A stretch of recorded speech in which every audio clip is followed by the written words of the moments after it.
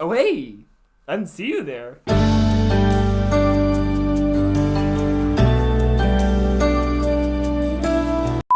Hey Miss Yang, Mark 45 Studios here. What if half of the population of Earth suddenly vanished because of an asteroid or something else? Hey, Oz? I don't feel so good. Hey, Ryan, why do you always run off? You don't need any more V-Bucks.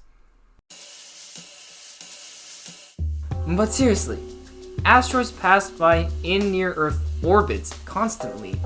How do we know when such an asteroid will hit the Earth? Would anything change as a result? Well, as Jonas Salk would put it, if all insects were to disappear from the Earth within 50 years, all life on Earth would end. If all human beings disappeared from the Earth, within 50 years of all forms of life would flourish. Are humans doomed to extinction? The answer and solution to all this is to expand! No, we're not going to stretch anything. We're going to cover new territory. This is what all species have been doing since life existed on Earth, hence migration. It is natural for humans to also expand our territories to increase our chances of survival. If an asteroid manages to hit one of our planets, we will be able to at least recuperate. So why haven't humans explored Mars? It may seem possible and quite easy due to today's technology. Even big economic space companies like SpaceX claim they could have humans on Mars by 2024. However, it will be very unlikely if we didn't set up a moon base and didn't send robots there first to develop habitable conditions. Unfortunately, there are just many problems with colonizing this red planet.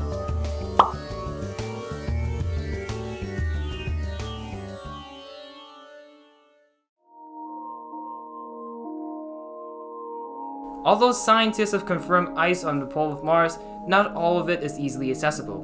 Mars bases will need to be stationed near the poles, but that wouldn't work for a very simple reason. The place is colder than a Costco fridge! Because of the huge temperature drop, any base on Mars would require a heavy amount of energy. Solar energy would only be 40% as effective, and dust storms on Mars would make it useless. Fusion wouldn't work either because Mars is too cold.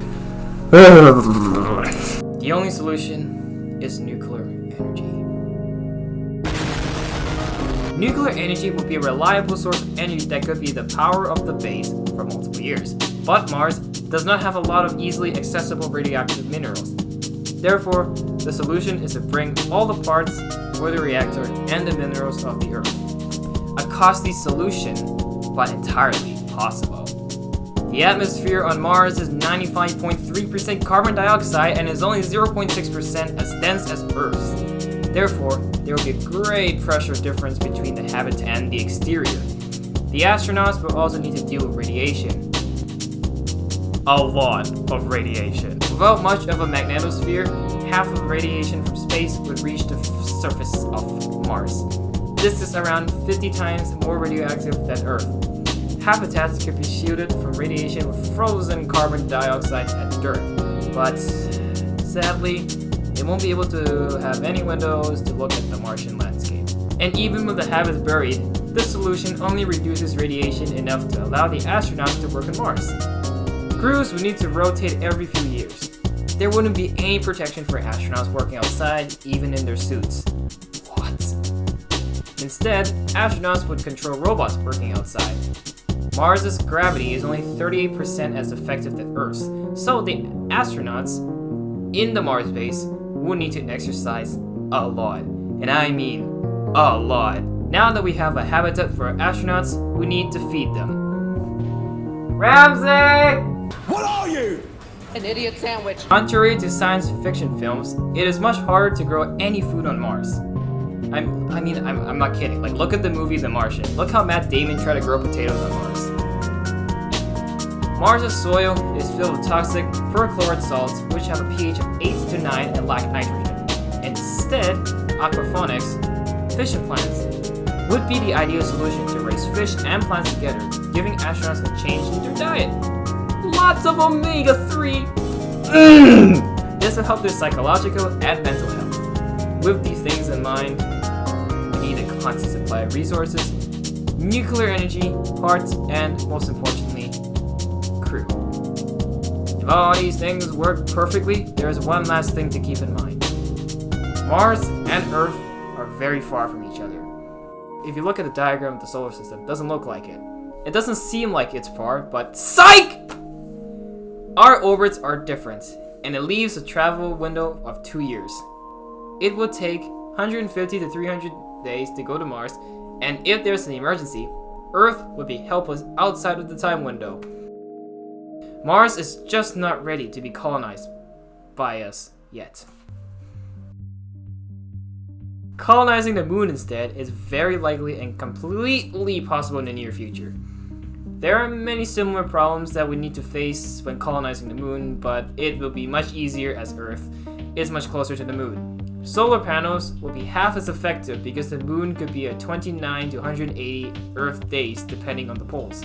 Temperature could vary from a negative 173 degrees Celsius on the dark side to 127 degrees on the bright side.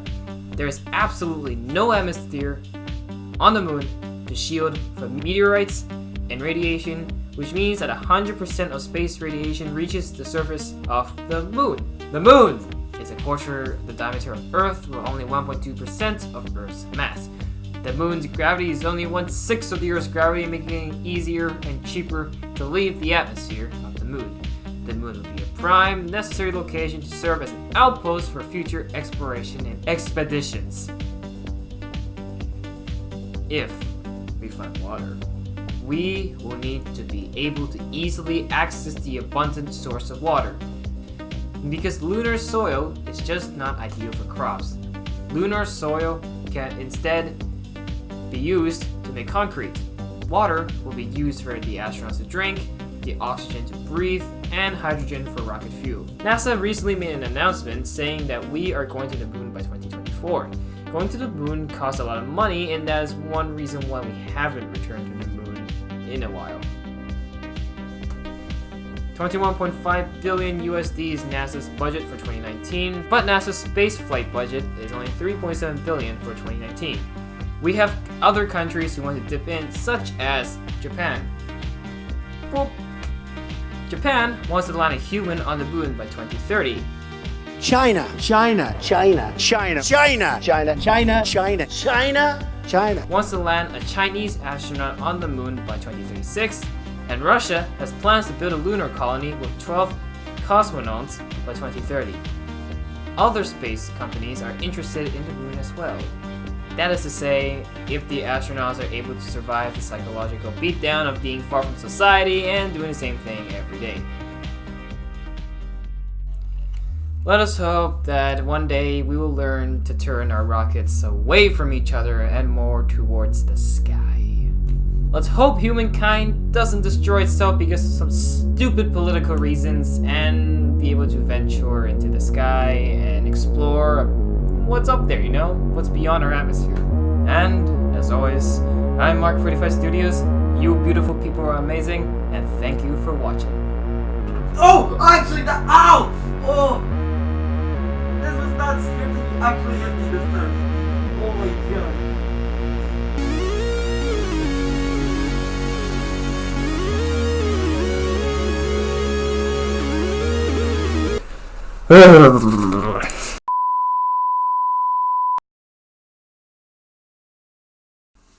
So let's say we have the US and me, I want help. That's not an offensive thing!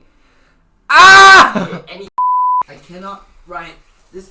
With only 1.2 of Earth's masses. The moon is a quarter of the moon. Wow. The moon is only a quarter the diameter of Earth. The moon. No. Okay. Serious mode. Okay. The moon. We need water for aquaponics because with only 1.2 of Earth's mass. 1.2 what? Oh.